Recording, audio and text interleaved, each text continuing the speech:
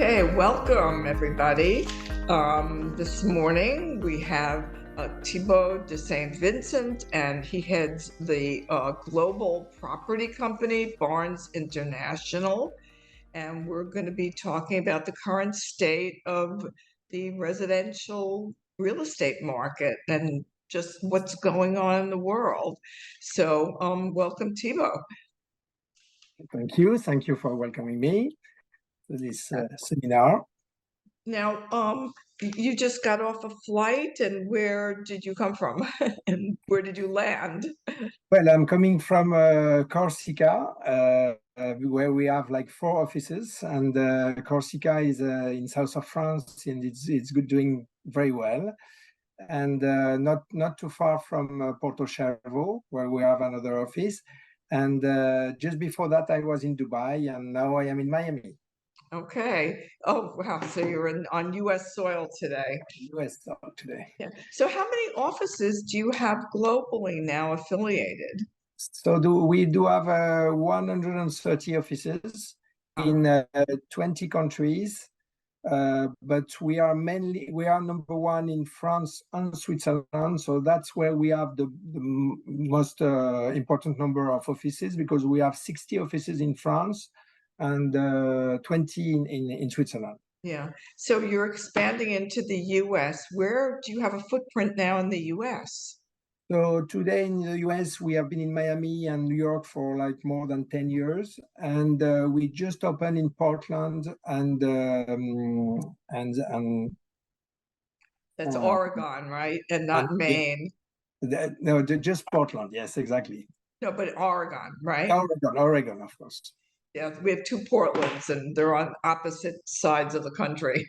Yeah, and soon in Seattle. In Seattle, okay, and that's because of all the FANG companies located there. Yeah, those are, Techies. and of course we need to expand in some key cities like Austin, Aspen, and the Hamptons. Okay, so all the luxury places where people like to live. So what's the current state of the market? Are people still buying houses and Yeah, well, second homes? Yeah, well, the market, luxury real estate is doing well. Of course, you can see that the entry level of the luxury real estate is slowing. Let's say between 1 and 5, 6 million. The market is becoming a bit more difficult because of the interest rate that are now not anymore. In Over Europe, 7%. It's crazy. In Europe, it used to be for the last 3 years between 1 and 2%, and now it's more between 5 and 6. And in US, it's more like between 6 and 8. So that's a big change, and it doesn't affect the very high-end luxury real estate, let's say 10 million and more, because this most of the time the buyer are paying either cash, either they have some stocks to bring in guarantee, so they don't have such interest rate influence. But for the other markets, it's becoming a bit difficult. Yeah. So when we're talking about the ultra high net worth people, are you talking about 30 million and up? Is that exactly where that is? So this is a population that is 30 million, that has 30 million assets and more. It's 300,000 people. They used to be 100,000 in 98, so 25 years ago, and now they are 300,000. We do every year, we do what we call the Barnes Global Property Handbook, which is a study that we do regarding this clientele. Regarding their behavior, what they invest not only in luxury real estate, they invest in art, in yachting, in vineyards, in agriculture, watches and jewelry. Watches, jewelry. But the thing which is interesting is they are investing 6% on average, 6% of their assets in luxury real estate. So when this population is growing, when this population is doing well, luxury real estate is doing well too, and that has been the case for the last 30 years. Yeah. So where in the US, or well, where are the locations that these people want to buy in? And I'm assuming these are second homes, right? Yeah, so first you have what we call in this report we focus first on the what we call international cities, and every year we publish a Barn City Index, which is the top 50 cities that this clientele is likes with three criteria. First criteria is for the practical aspect. You invest in a city if you have a good school, good transportation, good access from everywhere. Also, the economic aspect, the financial aspect. You invest if you have a business, if you can do business, if you can have a potential good return, and then for what we call affective aspect. You invest because there is a lot of culture, a lot of nice architecture. So based on these three criteria, this year the top five was two, let's say two mature cities such as Paris, well, three mature cities: Paris, Tokyo, and New York. And then you had two cities of the, let's say, new world, which was Miami and Dubai. And Dubai, I love Dubai. Yeah. So Dubai now, Dubai, it's a very interesting city because now you can feel that for a long time it has been a lot of speculation. It was not the best quality for construction, but now you can see that for the last 10 years it has changed a lot, and you have a young clientele, a young population that is very well educated. Many headquarters of big companies are going there, and you can feel that people are not coming to Dubai only to invest, but they are coming to Dubai to live there. And you have 95% of expats. So this is probably the city where there is the most important number of expats. Yeah, it's a little bit crazy that it's turned into a global place, as you say, a global place to live.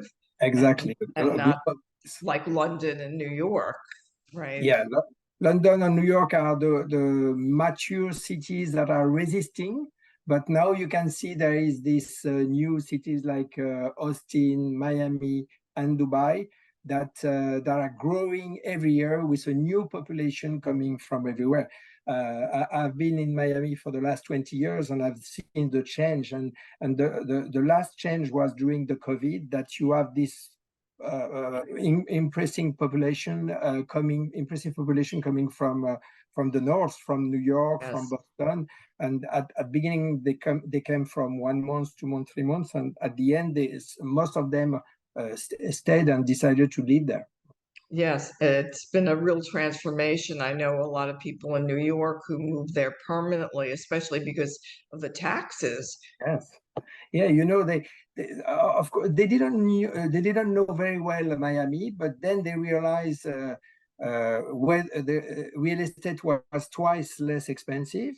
The weather was nice all the year round, and of course the tax were much less tax than you have in New York. So this was a big change for Miami.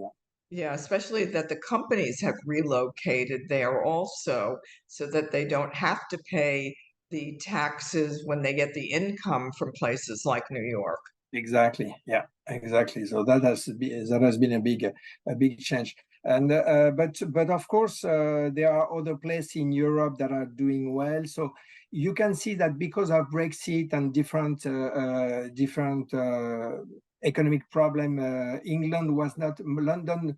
That has been for the last 30 years, during 25 years in the top 5 of the list. For the last 5 years is now not anymore in the top 5. London is still in the top 10, of course, because it's a true international city in Europe. But now it's something like number 7. Paris is still doing well because was in the beginning of the year number 1 in the world and in Europe for the attractivity. And you can see that there are other cities in Europe, such as Madrid and Madrid in Spain and Milan in Italy, that are doing quite well and that are number 9 and 10. What's going on with Barcelona? Wasn't that another tech hub? Yeah, well, Barcelona is coming back because there has been many political problem in Barcelona because of some group that wanted the Barcelona independent and from Spain, and so it was quite complicated. But now you can feel that Barcelona is coming back and is probably now number 12 or something like that. And you can see that Lisbon also in Portugal. Because of the change about the tax and the attractivity of the economy is coming back also with being number 11. Yeah. Mm-hmm. And so that's so the people who are investing in Europe, are those other Europeans or are Americans also buying homes in Europe?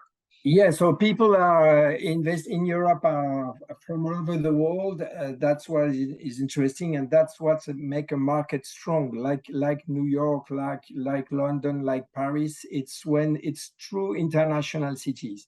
So that's you cannot say there is only one clientele. There is many clientele. If we speak about Paris, you have of course a lot of European clientele coming from Italy, coming from England, from Germany. But on top of that, you have a lot of clientele from the Middle East, coming from all the countries of Middle East, like Saudi Arabia, Qatar, but also Israel, coming also from Lebanon, and then you have this American clientele that has always been very strong in Europe, but sometimes you can see that there are not too many buyers from US, but since 2022 we can see that they are coming back, and one of the reasons was the euro that become quite low compared to the dollar, so they could come back and invest. But you're right that many of the investment are second home. So that's why places like the French Riviera with Saint-Tropez, of course, but also Cannes, but also Monaco, or place like in Spain, Ibiza, Marbella, or in Italy, Forte dei Marmi, or Portocervo. Are true international place, and also in this place you will meet a lot of American and US person. What's going on with Istanbul? I was there a couple of months ago, and I was really impressed with the new Galata port and the new Ritz-Carlton there. A lot of Yes, other yeah, places to live. You're right. Turkey with Istanbul is now was at the beginning of the year in the top number 25, but we are really thinking of because the report is published in January. We think that in January the Istanbul could be in for sure in the top 10 and maybe in the top 5. Istanbul is doing very well. I was just before I went to Dubai, I made a stop in Istanbul because we opened an office there 6 months ago. So it's very recent, and we can feel that the country is doing well because the country is just between with all the crisis and the war that we have now. You can feel that they are quite neutral. They are quite smart because they are not on one side on the other. So you can see that there are a lot of Russian clientele investing in Turkey, but you have a lot of European clientele investing too. So they benefit from the from both sides, and you can feel that there are a lot of new developments, and the quality of the developments are quite high. And I was like you, impressed by the dynamism of the city. Yeah. Yeah. And are you seeing, so what kind of European, investments are being made by Europeans in America? Are they starting to buy in Yes. places like Austin, Texas, you mentioned, and Yes, so mainly in America, the European clientele is investing in Miami, New York, and Los Angeles. So that the three top place where this clientele is investing. Of course, for European clientele, it's much more practical to invest on the East Coast, yes, because there is only 6 hours difference. So it's quite easy when you are when you keep some business relationship with Europe. So that's why people feel quite comfortable in New York and Miami. In Miami, you have an impressive Spanish population, probably more than 200,000 Spanish people, but also a lot of Italian, a lot of French, and some British, of course. So the European clientele has always been very fond of Miami, of New York. When we do this, because we do many seminar in Europe about how to live or to invest in US, New York, Miami, and Los Angeles, and we see that Miami is the top place, and then New York and LA. And on top of that, of course, you still have some mountain destination, such as Aspen or Vail, that could be are interesting for this clientele. And you also have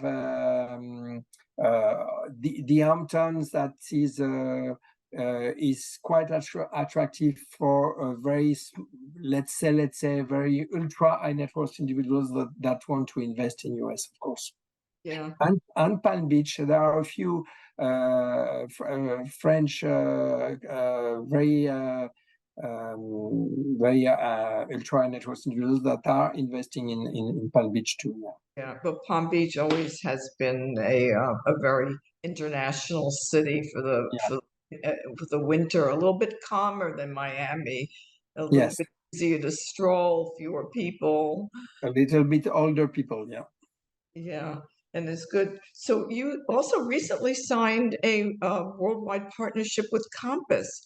Can you tell us Yeah. how that's Yes, so we are working? very happy with this partnership, because it was a very nice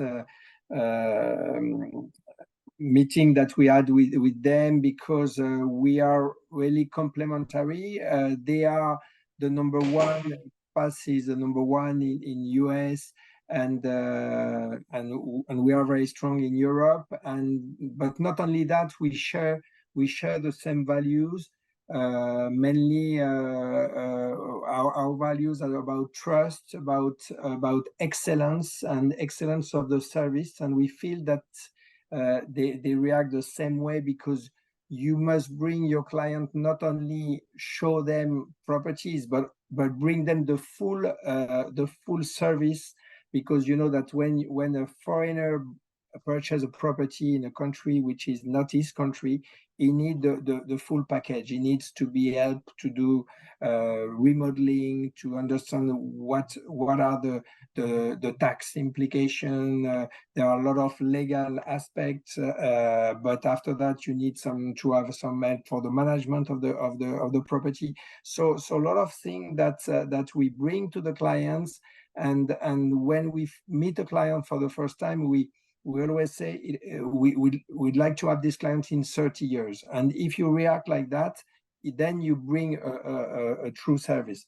And that was of the value that we share with them, the service, the trust that you need, and offer a vision to our clients, because now our clients are are, as we said in the beginning, are truly international.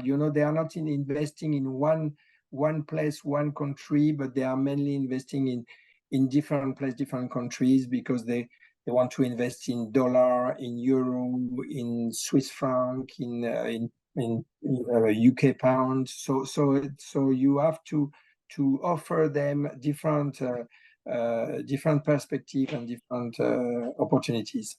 Now, but your company also offers like things like private aviation and yachting services. Yes. So when they're going to visit a city to look at property, are they taking your private jet to get there? How is Yes. that working? Yes. So because we realize that those clients, they are the same. Of course, we invest in very high-end properties and art and classic and racing cars and planes and of course yachts. So and on top of that, we wanted to keep the relationship with our client globally. And a good way to keep the relationship is to share with them their passion in art de vivre, in lifestyle, and we so that's why we understood that it was very important for us to bring them the full service in all these fields. So it's not a question of doing everything, because we have experts and true experts in each category, like the manager of Barnes Yacht is Inigo Prado Nicholson, who was from the Nicholson family, who had this impressive brokerage company, and now he joined us to bring a strong network of brokers for the yachting. And we regarding the aviation, we have a partnership now with XAir, which is a company that offers 45 planes and can help all our clients to go from one place to another very, very quickly and easily. And that's Barnes Aviation. And now we are working with an expert to bring them the expertise to purchase or to sell a plane. So that's many fields where people where the clients feel confident and by this approach, because at the end it's the same. You need the same kind of service of excellence, and of course you need to have experts in each category. Yeah. Now, do they also do seaplanes? I know a lot of people on my lake have seaplanes because We don't have seaplanes because it's more like planes to go from one city to another, but that could be maybe one time. especially for Miami, I think there's a lot of people in Miami who own them because they can travel in the area with them. Yeah, and I can see that now there are quite big seaplanes that can be a plane and a boat at the same time at the end. Yes. Yeah, that's right. There's some that are small that just land Yeah, and you can go scuba diving from your plane. yes, that's nice. Um, so, what other kinds of services do you see evolving? Will you, for instance, package something so that your clients can go see a special auction in a city, and take a plane with you? Yeah, you're right. The people, the client, they like the full service, because now you especially when you speak about real estate, there are some construction involved, some architecture, some remodeling, and that's some place where the client need the full help, because Yeah. there is no client that can have his team for remodeling houses everywhere in the world. So because Yeah. in each place you have some good architect, good specialist in each field, and now you can feel that the clients understood that you must work with the local people. Yes. So if you are in Saint Barth, you work with companies in Saint Barth, with an architect in Saint Barth, and you use the stone of Saint Barth to do the construction, or to put on the walls. So that's something that we see everywhere, and that's why we bring the full team of providers of services that the client needs, because buying or selling real estate, this is just a step, but at the end you need the full accompaniment, and that's the real tendency that we see now. Yeah. Yeah, I know it's very difficult to look at a place and go, oh my gosh, I need to redo this kitchen. How am I going to find somebody? How am I going to Exactly. find somebody to be here to Mm. get when the refrigerator comes from China on a slow boat in 4 months or Exactly. whatever? Yeah, and it can become a nightmare. See, if you start to have all these problems. So that's why we try to have a global vision of the project of the client, and then try to help him at each step of the project. Yeah. Do your clients also rent out their properties and not just live in them? Yes, yeah, we can speak a little bit about seasonal rental, because seasonal rental has been booming for the last 5 years, especially at the beginning with the COVID situation, because people didn't want to go too much in the hotels. But now you can feel that it's already a long-term reality, because seasonal rental is doing very well in many location, like seaside location or mountain location. Hamptons, of course. Aspen, of course, and you can have sometimes 5% up to 5% return with high-end seasonal properties. We have a property that has been sold and for 12 million in Megève, in the mountains, in the Alps, French Alps, and it's renting 1 million gross revenue every year. So you have 600,000 net revenue for properties that value 12 million. So you can see that that's also why people feel confident to purchase very nice villa, very nice chalet, and ski out homes in key mountain locations, because they have quite a good return. And every year, because they have chosen very nice properties, nice location, every year the property again in value. So it's a win-win, and of course they are using the property 2 to 3 weeks a year, but it's also an investment. And you can see that with all the crises that we have been through, the best investment you could do in this last 10 to 20 years was luxury real estate. Because when you know, location, but when you choose, when you have chosen the good location, you could keep your assets safe. Yeah. So that has been a good. So you provide management services and find the people to rent these properties also?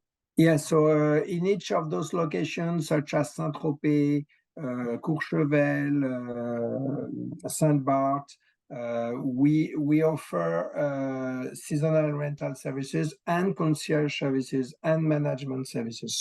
So for the owner, he has his property fully managed, and for the tenant, or for the person using the property as seasonal, we bring them the full concierge services. So it's now people don't want in the luxury field, they don't want to just to rent a property, but they want a nice experience during 1 week, 2 weeks. So we offer them of course, all the restaurants, but sometimes in Saint-Tropez, we offer them a property with a boat, with a full service. They have a chef. They have sometimes up to we had this owner of one of the most luxury brands hotels in the world that came in one of our property in Saint-Tropez, and he said that he had an incredible experience that you can never have in a hotel because he had like the full service. What is interesting is the price of the rent doubled because of the all the employees that we had to recruit for it. But at the end, he had an incredible vacation with, and it was all included around. So he had the golf. He had one little plane that could bring him to a polo game, and there was like many kind of nice experience that we can offer, and that changed completely the experience of the client. That's fantastic. So you can offer that as a package to people too. Yeah, exactly. In That's other what we try places. to do in each of these locations. Yeah. What, all of this takes a lot to manage and oversee. So do you think that like artificial intelligence is going to help you to manage all these properties in the future? Yeah, well, artificial intelligence is a tool that we are using mainly for the data management because of course we have a CRM, but with the AI we can improve the CRM because sometimes when we have now 120,000 clients, which is impressive numbers, so we need no one can think about each client all the time. So that's why we need to be helped by this kind of tools. But having saying that, I think that in the maybe I'm wrong, but I think that in the luxury real estate, people always need well, the client always need to meet with an agent, with someone who is going to take care of him, and As they don't opposed to a bot interacting with them. exactly. I don't think most of the clients that I met, I don't think they are ready to go for the full tech in the luxury one. Even when you are just renting a house for your vacation, you like to meet someone that is going to listen to you, to your needs, and that is going to help you. And we have usually we have a direct for each client. We have a direct WhatsApp connected to his concierge, and he has a dedicated concierge, and I don't think he will feel comfortable with AI robots. Yeah, But taking that over. I guess the AI is probably good if you want to decide where to advertise a certain property or something like exactly. that. Yeah, exactly. We have an impressive property for sale in Rome, which is a villa where you have a Caravaggio, including where you have a Michelangelo sculpture, and of course. Regarding the selection of the buyers, because we are speaking about a property which is for 130 million. So regarding the selection of the buyer, I use, of course, AI and all the tools that you can find to not to forget any potential buyers among these billionaires that are art collectors. That's pretty amazing. What a fantastic thing. Yeah, Very specific. yeah, very specific. Yeah. We didn't talk about sort of the Asian, China, Singapore, Cambodia, Thailand. I mean, I was in Phuket a month ago, and that seems to be another place where there's a lot of villas and and Absolutely. come Yeah, back. you're right. Asia is of course a key market, and this is on our project to probably in 25 starting to settle in Asia. Today we already have like one representative in Singapore and one representative in Hong Kong. But we feel that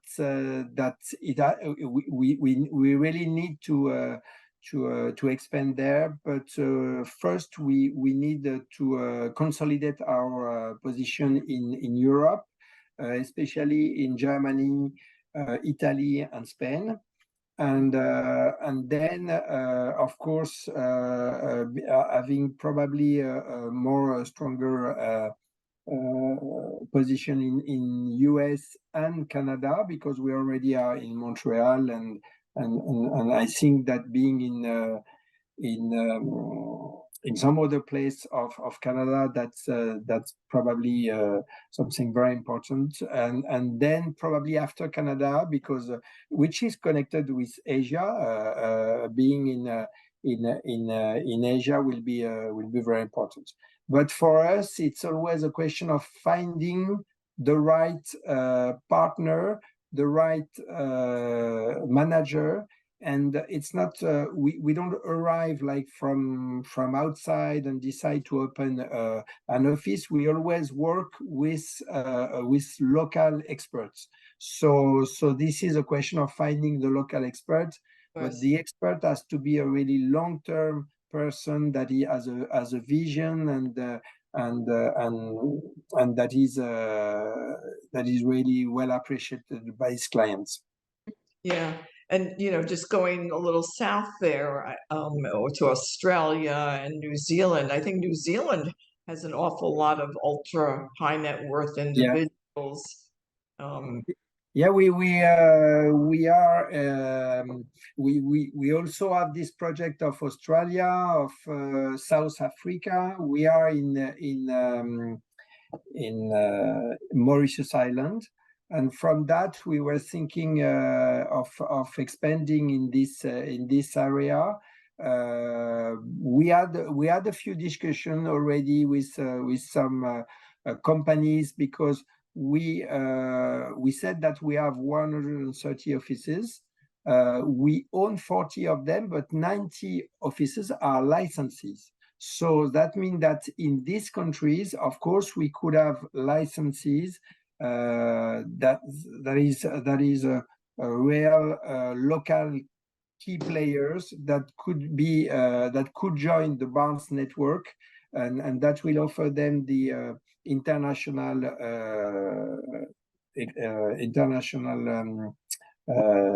presence, and also it will offer us an expertise in their country. So that's something we are working on, and probably will do it in the next 5 years. yeah, so I guess you're flying around the globe an awful lot. Yeah. Where do you see the luxury market going? And do you think more people, as they, the millennials, as they get more money, and Gen Z, are they going to start buying more homes and Yeah, expand to the second home market? yeah, you can you feel that now the way of living has changed, and there is no more for many people, there is no more main residence. There is 1, 2, 3, 4, 5 residents, and people are living in the winter in Miami, and in the summer in Europe, in France, or in many other countries.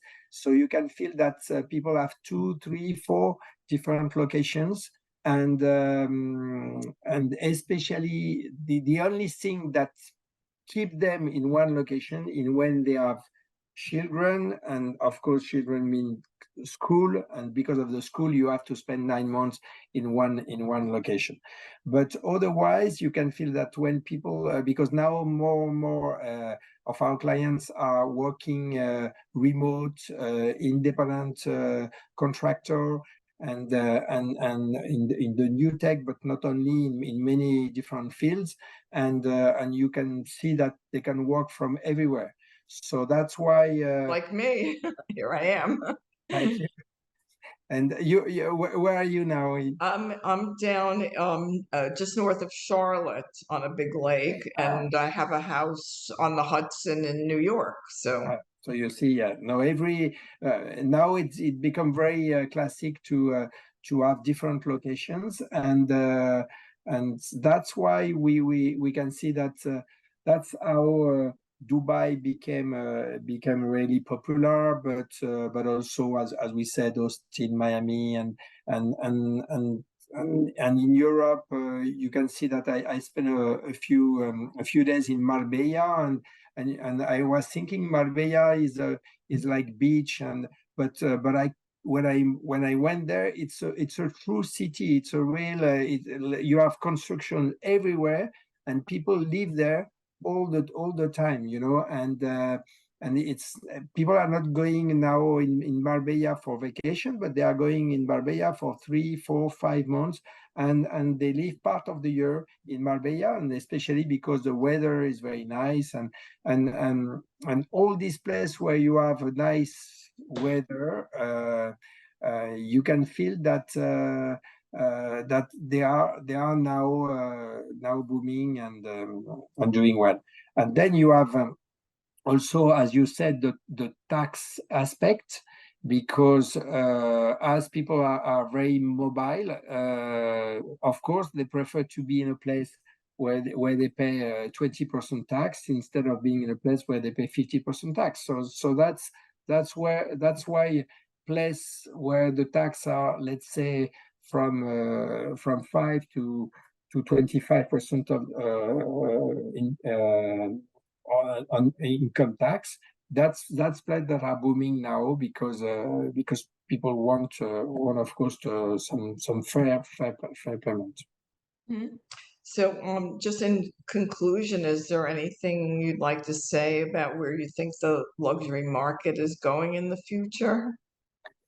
What I feel is now it's about a lifestyle, about art de vivre. It's not only people are investing in luxury real estate like as entrepreneurs. So they are building a project. They are and luxury real estate is included in their project. So if they decide to go and live in in in the Caribbean, they are going because they want to react as entrepreneur. They are going to build this 1, 2, 3 houses and maybe rent it as a hotel and maybe leave it sometimes. And so everything is now for most of our clients uh, a life project, and they are investing. That's why on top of that you have some art involved, you have some boat yachting involved, and many other passions. That's something that we feel that is very important for our client. And also the second thing is the service. Now it's everything is about service, about experience, and not only about a room in a building. And there's kind of a lot going on in sort of the theme project, whether it's Margaritavilles that have sprung up around for people to live and be happy, or a sporting community where you can go out and shoot sporting clays or a rifle or go riding. Do you see that as becoming more niche, where people want to go and live in the Grateful Dead community and be with Yes. like-minded people? No, exactly. Now we can see that like gated community with full service are very attractive for people. We were very successful in selling some property which is called Anaita in Mauritius Island. So you have the golf, you have the beaches, you have the hotels, and you have the full service that you can get in your house. That's and on top of that, as you said, you have the community, because you have in this particular development, you have international clientele coming from everywhere. So people are so all the entrepreneurs that want to continue doing business playing golf, they can continue doing business playing golf, and they are part of a club by living in this place. And that's what you can feel that people are looking for now, is also finding having a nice social life by having chosen this place instead of this other place. So you're right. People prefer to be around other people that share the same passion, the same values, than being alone in the mountains by themselves. Yeah, of course. But speaking of people being alone in the mountains, there is, a trend of people buying the escape community for when they worry about different upheavals or a hurricane coming or somewhere that they can go. Do you also find that there's, a desire for people to find these, Yes, yeah, hidden but you can, getaways? for the mountains, you can see that the most successful place are where you have cities that live all the year round, not only during the ski season, but all the year. That's why Aspen is doing well, because you can live there full time, and I have many of my clients that are living in Aspen all the year. And in France, you have another mountain destination that is Megève, that is doing very well. And compared to that, you have Courchevel, who is open only 4 months a year. So now you can feel that those places which live all the year round are much more successful than the other. But you're right. Now people are looking to escape from the big cities, and they feel, especially because they can work from everywhere, and they feel sometimes much better by being in the mountains, in the close to the sea, than being full year in a big city.